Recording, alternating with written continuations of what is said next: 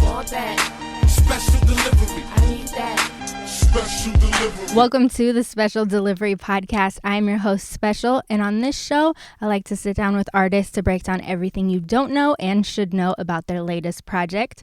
On this episode, 070 Fee calls in to talk about his latest project, My Father's Gun, and we talked about everything, every single track, the producers, the features, the album artwork, and just what he was going through, from his weight loss to dealing with depression and just overall resilience. So let's get into it.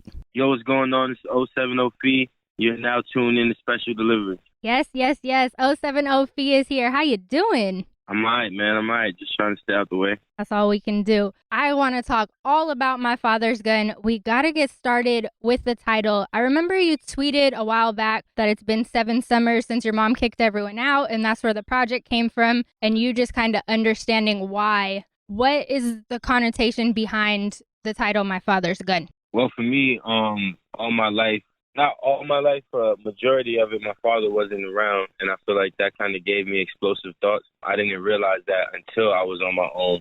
So that's when I got into writing, like basically writing myself out of a hole, you know, not letting that bring me down.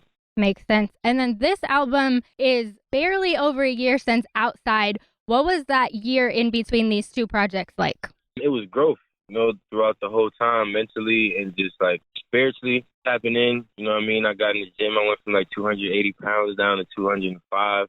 It was just more so me getting in tune with who I was and like not allowing things to hold me back and stop me from doing what I wanted to do. You know what I mean? Definitely. And the growth is really felt because you talk about, you know, losing weight, kicking habits, like really just finding growth and finding different parts of yourself. So I think that that's definitely felt on this project. Yeah, definitely wrote my way out of a lot of things, drug addictions, eating habits, everything. You know what I mean? There's a lot of things that society kind of has a way of like not forcing you into it, but like heavily promoting it. You know what I mean? Mm-hmm. If you don't know yourself, you get lost in it easily. And then when it comes to the album artwork, bright colored ski masks, what was the idea behind the album artwork?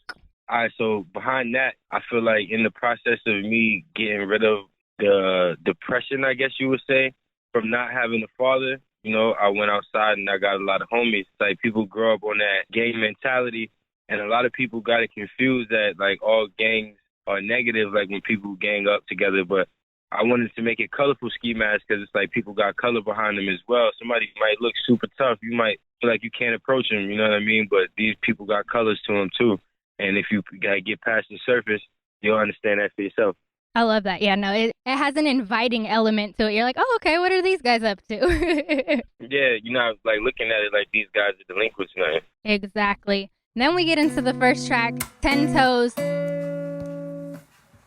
Yeah. My nephew was born at the same time a kid was murdered, 11 years old. Life or death. Heaven or oh Lord, every night I say prayers for my road dogs, cause my niggas caught up in this life of distraction and trapping, it never gets so, Lord. Every day it get harder to hold on, but we never let go, cause I'm alive, 24 hours and you decide. Lately my thoughts have been suicide, killing the man that I once was. What good is a dime when you want does, when you want it all, when you want love. Produced by Sebastian, of course, of the 070 crew. My goodness, that track is just so stripped down, so gorgeous. And the first sound we hear, is that your daughter or your nephew? Who's that, the baby crying? That's actually my nephew crying. So behind that, my cousin played the guitar strings in her living room. And while she was recording it, my nephew was in the back crying. And you hear his mother, well, let me see, you know what I mean? And we just caught that like live moment. And it was perfect because it was like we was making the intro. And that was just the perfect piece to use. It was something that really hit home. Yes, and then for you to incorporate it into the first line, like it all just flows so well. How did you know that that was going to be the first song? I actually made that song a little later. I had a couple different intros, but I was still searching for something that felt how that felt, you know? So when my cousin sent that to me, she sent me the guitar loop. I was with Sebastian, and it was like, nah, this is it. This is exactly what I'm looking for, you know what I mean? So when I went into writing it, I went into writing it with writing it as like the introduction. So that's why I feel like everything was like well said and it was well put. Like it's letting you know what's about to be. You know what I mean? Like what I'm talking about is breaking it down real quick before we get into it. So it felt very much like the intro. But at the same time, it felt like a standalone song as well. It's another thing that's super inviting and, like you said, preparing us for this album that we're about to get into. So it was a really great introduction. Like, it just really catches your attention because it's so stripped down and so good. Thank you. I appreciate it. No problem. Then we get to track number 2, Take the Lead, featuring Petey and produced by Petey. 26 years now, you got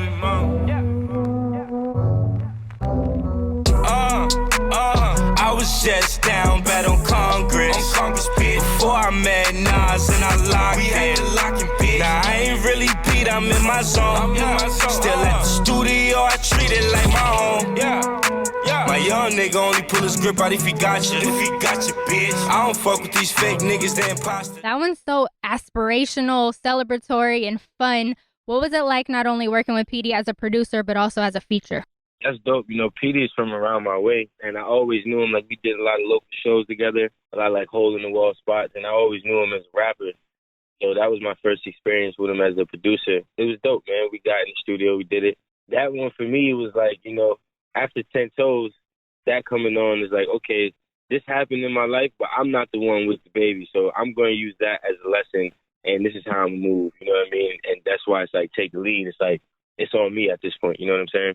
No, definitely just taking the reins on it, but also kind of having fun with it. Like, no, we're going to have a good time.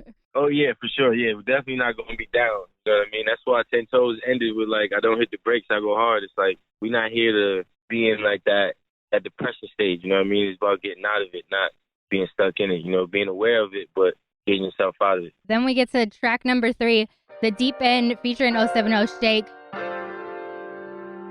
I ain't here to get down with you. I ain't here to fuck around with you. G's up, nigga, hoes down. If the bitch can't swim, she gon' drown. Work on yourself before it go down. You ain't know it was the time, the nigga, you know. Now, I don't gotta kick him out. I don't ever let no ratchet bitch in my house. I got a bad one and I fucked her on the couch. And she gon' pull up on me with her friends when I'm out off the Deuce. The video and the song produced by Llama. What was it like working on that one? That one was super dope. It's something that, for me, those lyrics hit home. Anytime I get down to work with Shake, it's pretty dope because she's just incredible to witness her, the way she works, you know what I mean? So, yeah, that was definitely a dope experience. And Llama, as a producer, that's one of my main guys. He knows the sound that I'm looking for. He knows how I like transitions, you know what I mean? So anytime I get down and I got a vision, I know it's going to come out exactly how I want, and that's one of them that came out. Any song he produced on the project, we got in, and it was like, this is how I want it to be, and we made it, like, happen better than I was thinking, you know what I mean? But exactly how I was thinking, if that makes any sense. No, definitely. And I feel like the main takeaway from that one is self-love ain't selfish. How did you kind of come to that conclusion, and why did you want to include it on that song? Well, the thing about the deep end is, like, you know, that's kind of diving into somebody else's world. You're in the deep end, you're away from yourself, and it's like you realizing their void, and it's kind of bringing you to, like, recognition of yourself. It's like that's what it's about. At the end of the day, I could give this person as much love as I feel like they need, but at the end of the day, I can't change them. What I could do for myself is do that for myself, though. You know what I mean? And everybody should be doing that. If you're not, then you might have somebody lost in the deep end. The whole time you got to go back and get your shit right before you even involve somebody in those waters. It all comes back to loving yourself first, and then you can love people. I think people get so caught up in, like, oh, no, I got to do everything for everybody else. But it's like, no, you got to start with yourself, and it's not selfish. So you did that gorgeously. Yeah, definitely. I feel like when you're honest with yourself, too, it helps you be honest with people. You know, people lie to themselves, or a lot of people, because they feel like they care about them and they don't want to hurt them.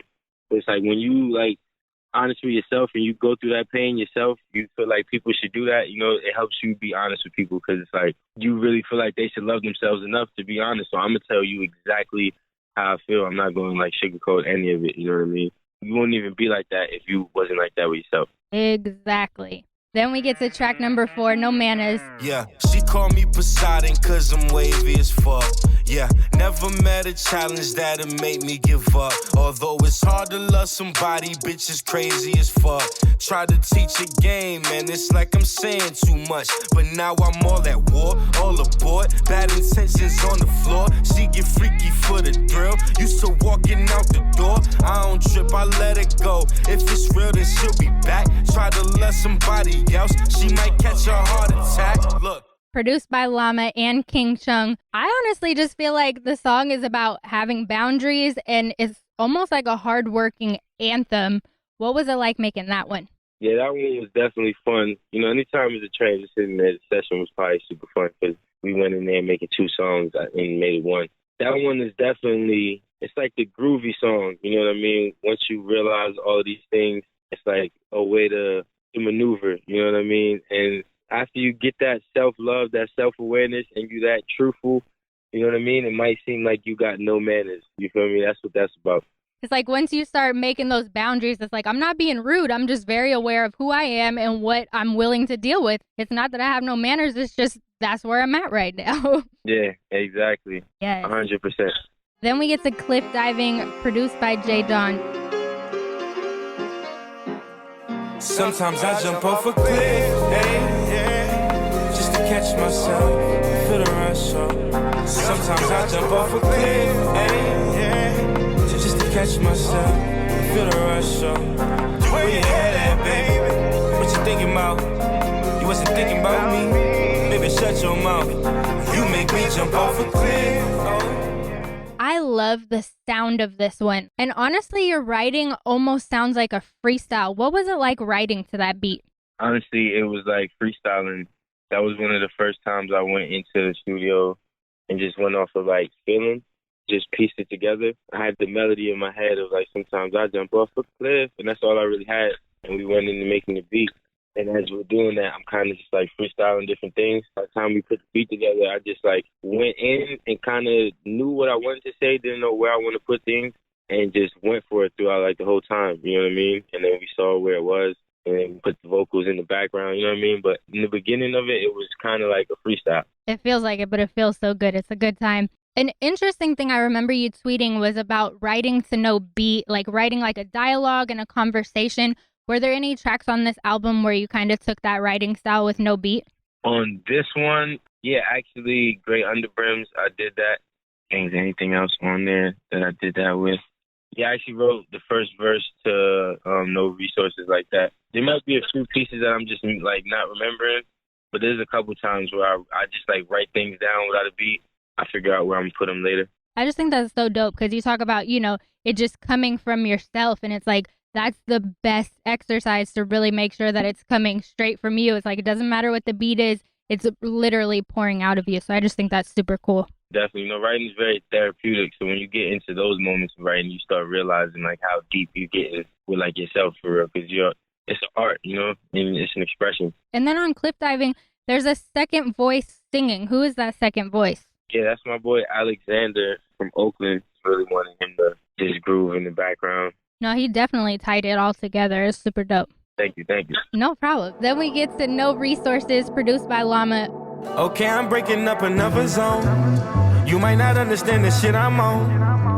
I ain't chasing no high, but I'm facing no mine. Lately I've been in a different zone. Might not be long before a nigga gone. So I ain't living no lie. I'm just getting on mine. Yeah. Veggie empanadas trying to die healthy. Put in work to make sure my kids die wealthy. Mentally and spiritually, cause niggas mind melting. Another just hardworking anthem, but also just talking about the importance of good business. And you talked about how part of that you wrote with no beat. How did that song come to be?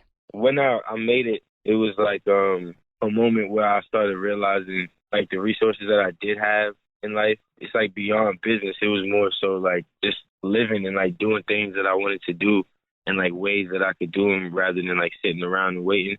That's how I was feeling when I wrote it, you know. But it was definitely about just like realizing what you can do and not like sitting around and dwelling on things like, you know, for me, not having a dad was always an excuse. Like I needed somebody to like do things for me, you know what I mean? And not like prolong too long.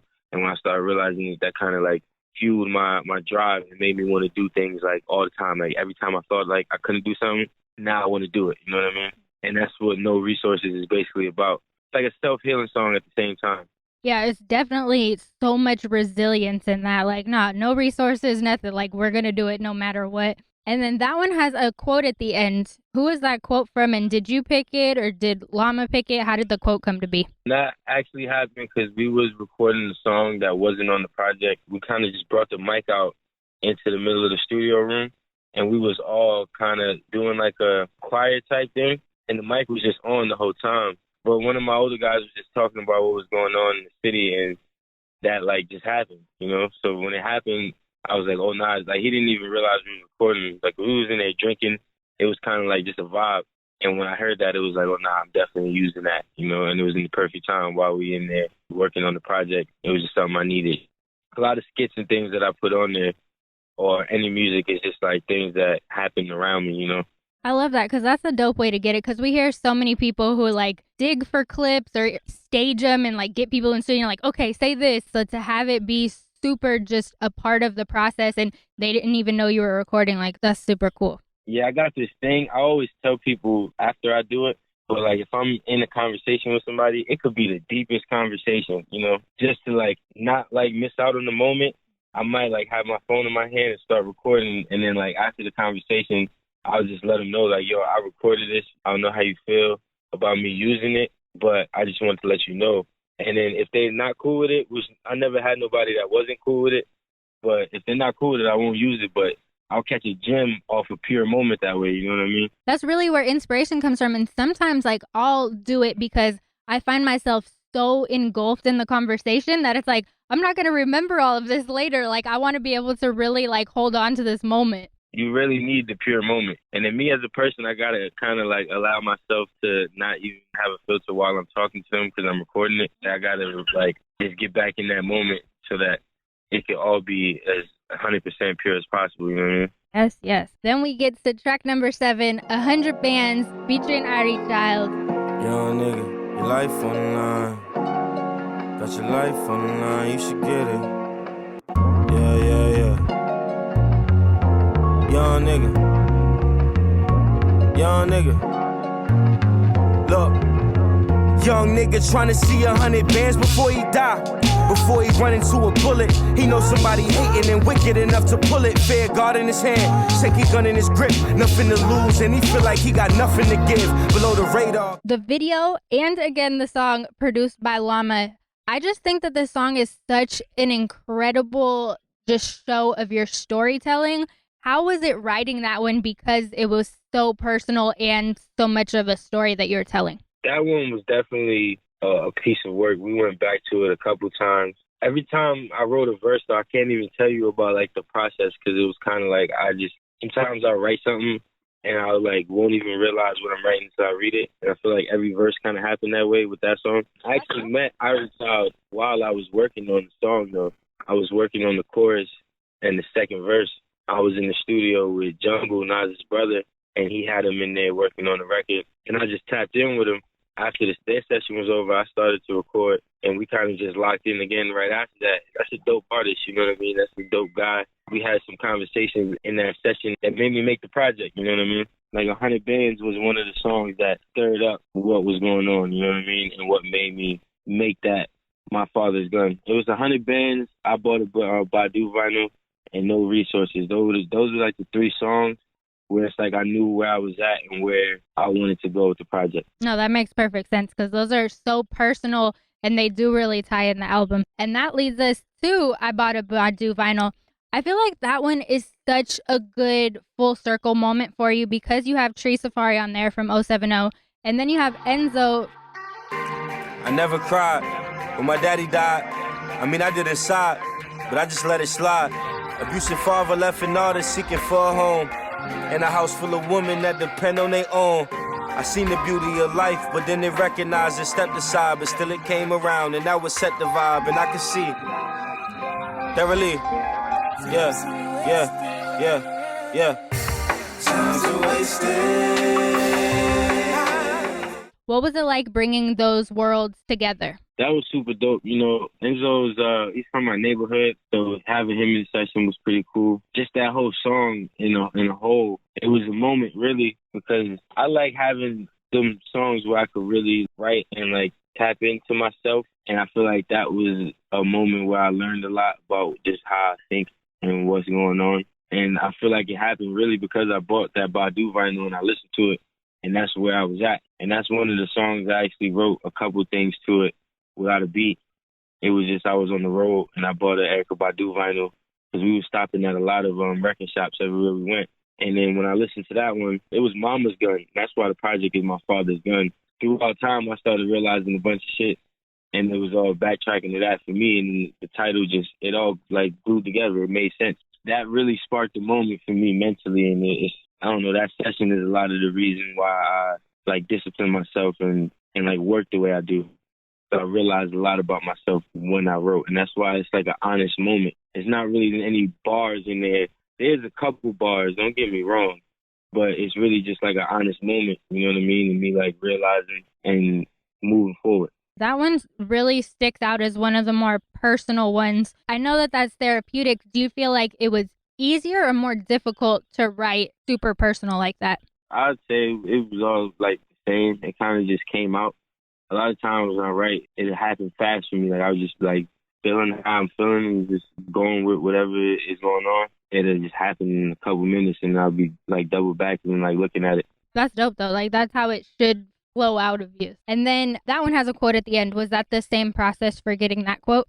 Nah, that's actually from the movie Life with Eddie Murphy. What was it about that quote? So for that one, I had just started getting into the boxing gym with my boy Ralphie River. He just kept on singing like the upper room. And I was like, yo, where's that from? And then like we doubled back, saw where it was from. And it was that moment that they had. He was singing that because we was kind of having that same conversation. Just the moment that they had, it was like a moment for me that I feel like I never really got to have with my pops. Like we never talked about being a man or like dying in the world, like things that could lead you to death, how you should move, you know what I mean? And I feel like that's what they was having. And they was like, yo, we next. They was really in a situation where like they might have been next to die.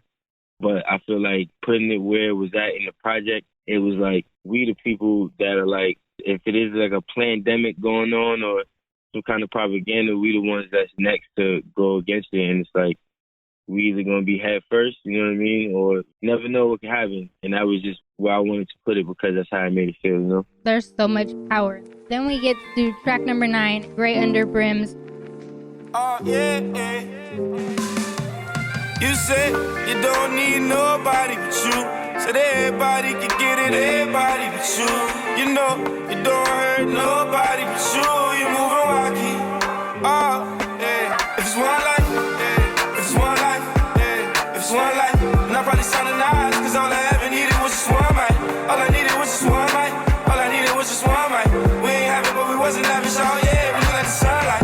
Ultralight beaming shit. Outside on my dreaming shit. I'ma roll a blunt when I need to sit. Produced by J. Don. You talked about how a lot of that one was you writing to no beat. And we talked earlier about how this album is really you know, losing weight, kicking drugs and different eating habits and all that stuff. And this song really feels like you coming to terms with being proud of yourself. What did it look like making that one? It was fun. I made that one after cliff diving.